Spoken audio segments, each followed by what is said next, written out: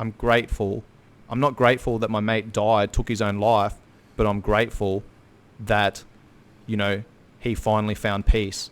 There's always positives to take out of anything in life, man. You've just got to fucking look for them, and you've also got to reframe. I think that's a very important thing because, as you said, bro, this all happens between the ears, right? Like your biochemistry affects your emotions, and your emotions affect your physiology, right? And then which affects your hormones, and like it's a fucking self-fulfilling prophecy, man. And if you're spiraling and you've got these negative thoughts constantly in your head, it's very difficult to put the brakes on. It's much easier to maintain momentum than it is to build it. But once you start building momentum, either in a positive manner or in a negative manner, like it's very difficult to turn that around. So I'm a big believer in always trying to put a positive spin on something so that you can move yourself in the right direction, reframing things. And we've spoken about this before, NLP, right? The neuro-linguistic programming. It's like how you speak to yourself is going to determine how you react, how you respond to certain things. Absolutely, man. It's something that, I'll push a question to you. It's not my podcast, but I'm going to question you, brother. Of course, bro. Where did you first learn that? Because you're older than me. You look a lot younger than me, and you're better looking than me, but you're fucking older than me.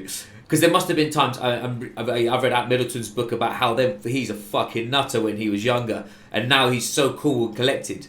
It'd be interesting to hear your side of where you found that moment of, it's not just the growth mindset, because I think it's more than that. It's sort of, what is there anything particular that you sort of clung on to that sort of taught you that narrative, or? I think it's life, bro. Life has been the biggest teacher for me. You know, I came from a poor family. My stepdad was abusive. I left home when I was 14. You know, I had to go and forge my own path. And that's because, like, I didn't want those traits, those characters, the character traits that my stepdad had to bleed over into my life. And I knew that the environment that I was in was not serving me, man. And whilst it was fucking scary to go, you know what, I'm going to leave home. I don't want to be here. You know, I was getting caught up with the wrong crowd. I was stealing and doing drugs and shit. And I was like, you know, if I continue down this path, it's not going to be a good place. So whilst it was scary to go, you know what, I'm going to leave here at 14. I'm going to leave home at 14 years old. I'm going to move to another state. I'm going to leave school, leave my family, leave my friends. I'm going to go and start work and get into the workforce, man. Like, I was more afraid of staying where I was and what was going to happen with my life if I didn't change anything than I was walking out into the big, wide, open world, you know? So having that mindset of taking chances and going, I'm not happy with where I am right now. I need to make a decision, because not making a decision is a decision in itself, right?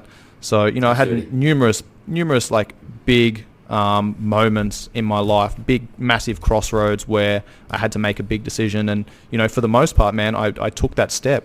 I made that jump, and that's how I ended up in Thailand, bro. I walked away from a relationship with a girl that I loved and cared about because I wasn't getting the opportunities that I wanted living in Tasmania. I wanted to work with professional athletes, you know, but I'd already gone through all of these monumental decisions in my life that had always worked out. Now, the reason they'd worked out is probably because I was like, I'm just going to make this decision. I'm going to fucking follow through with it.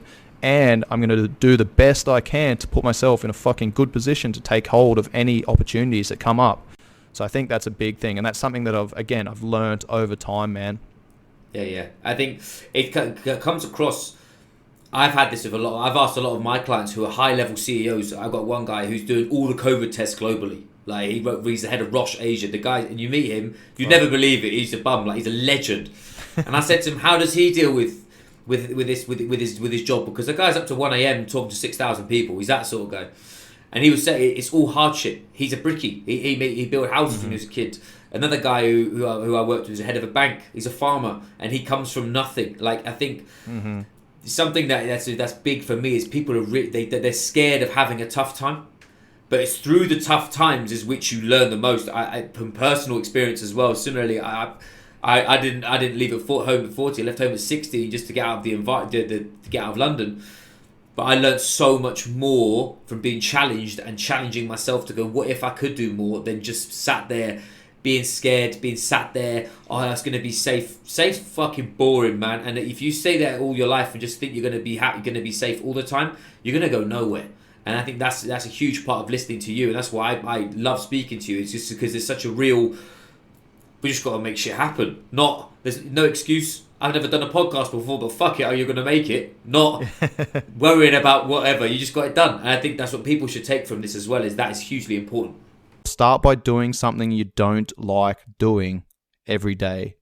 It's not about, doing something massive that's going to kind of fuck you up and take you way, way out of your comfort zone. It's like doing something that's a little bit out of your comfort zone. So then you shift the needle, and then that little bit of discomfort is no longer uncomfortable. And then you shift the needle again. You do something a little bit scarier, a little bit more uncomfortable. And, the more you can condition yourself to these adversities, the better you're able to deal with fucking adversities when they come up in real life.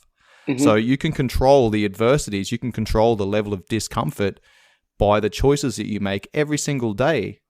So that when the choices that, or the things that happen that you have no control over and you have no choice in, when those things come up, you're much better able to deal with them.